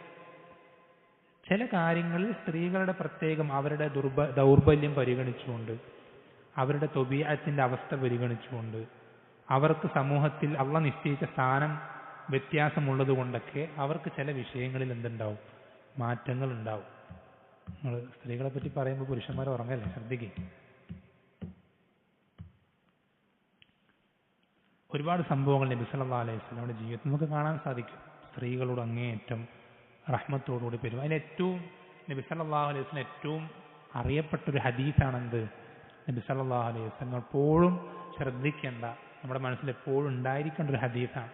അള്ളാഹുവിന്റെ റസൂൽ സല്ലല്ലാഹു അലൈഹി വസല്ലം പറഞ്ഞെന്താ,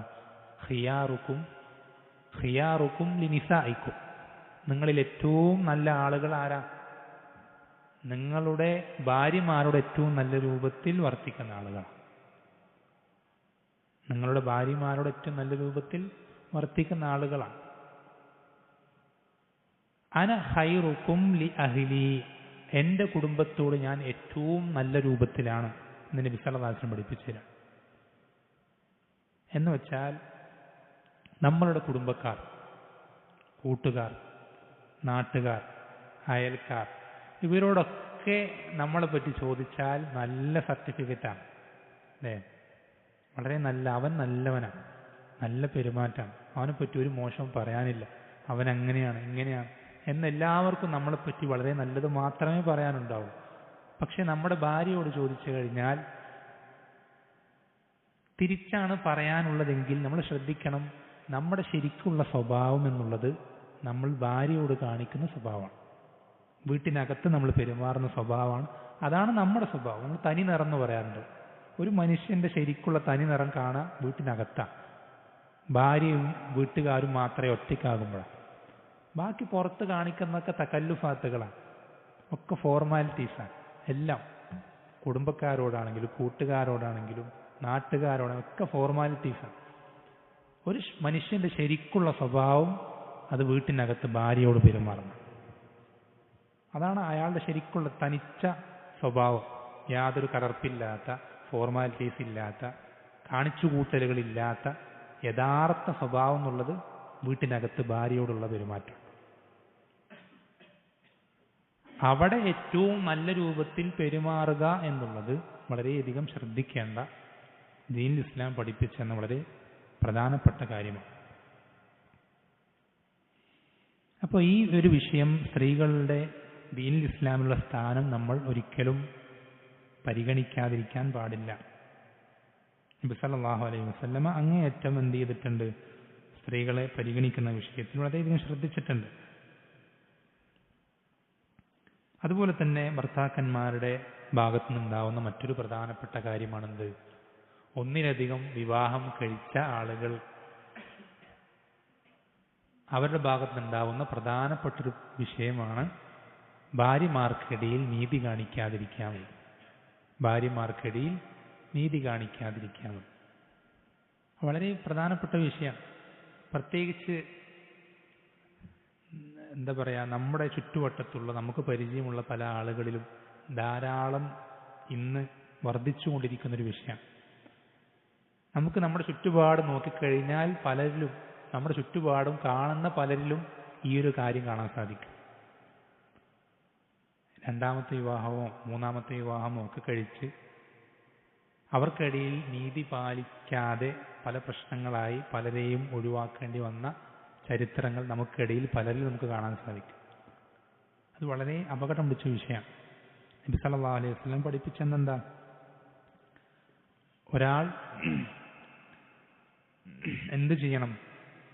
ഒന്നിലധികം വിവാഹങ്ങൾ കഴിക്കുന്നുണ്ടെങ്കിൽ അവർക്കിടയിൽ നിർബന്ധമായ നീതി പാലിക്കണം. നിർബന്ധമായ നീതിയും നിർബന്ധമല്ലാത്ത നീതിയും എന്താണത്? രണ്ടു തരം നീതികൾ നാം ശ്രദ്ധിക്കണം. ഇപ്പോൾ ആയത്ത് വായിച്ച് നമുക്ക് മനസ്സിലാവും. അല്ലാഹു സുബ്ഹാനഹു വ തആല പറയുന്നത് എന്താ? ഫൈൻ ഖിഫ്തും അല്ലാ തഅദിലു ഫവാഹിദതൻ. നിങ്ങൾക്ക് നീതി പാലിക്കാൻ സാധിക്കുകയില്ല എന്ന് നിങ്ങൾ പേടിക്കുകയാണെങ്കിൽ നിങ്ങൾ ഒരു സ്ത്രീയെ മാത്രം എന്ത് ചെയ്താൽ മതി? വിവാഹം കഴിച്ചാൽ മതി. ഒരു സ്ത്രീയെ മാത്രം നിങ്ങൾ വിവാഹം കഴിച്ചാൽ മതി എന്ന് അല്ലാഹു പറയാം. ഈ നീതി വാജിബായ നീതിയാണ്. ഈ നീതി വാജിബായ നീതിയാണ്. എന്നാൽ വാജിബല്ലാത്ത മറ്റൊരു നീതിയുണ്ട്. വാജിബല്ലാത്ത മറ്റൊരു നീതിയില്ല. അതെന്ത് നീതിയാ? വലൻ തസ്തതിഉ അൻ തഅദിലു വലൗ ഹറസ്തും. നിങ്ങൾക്കൊരിക്കലും എന്ത് ചെയ്യാൻ കഴിയില്ല? നിങ്ങൾ പരിശ്രമിച്ചാൽ പോലും, ആഗ്രഹിച്ചാൽ പോലും നിങ്ങൾക്ക് അവർക്കിടയിൽ നീതി പാലിക്കാൻ സാധിക്കുകയില്ല എന്നുള്ള പറയുന്നുണ്ട്. ഒരു സ്ഥലത്ത് അല്ലാഹു പറയുന്നത് നീതി പാലിക്കാൻ സാധിക്കും. ഇനി സാധിക്കില്ല എന്ന് പേടിയുണ്ടെങ്കിൽ ഒന്ന് മാത്രം എന്ത് ചെയ്യുക? നിങ്ങൾ കഴിക്കുക. രണ്ടാമത്തത് കഴിക്കണ്ട. രണ്ടാമത്തെ വിവാഹം കഴിക്കണ്ട. മറ്റൊരു സന്ദർഭത്തിൽ അല്ലാഹു പറയണം നിങ്ങൾക്ക് നീതി പാലിക്കാൻ സാധിക്കുകയില്ല. നീതി പാലിക്കാൻ നിങ്ങൾക്ക് സാധിക്കുകയില്ല എന്ന് അല്ലാഹു പറയണം. എന്താ ഇതിന്റെ തമ്മിൽ വ്യത്യാസം?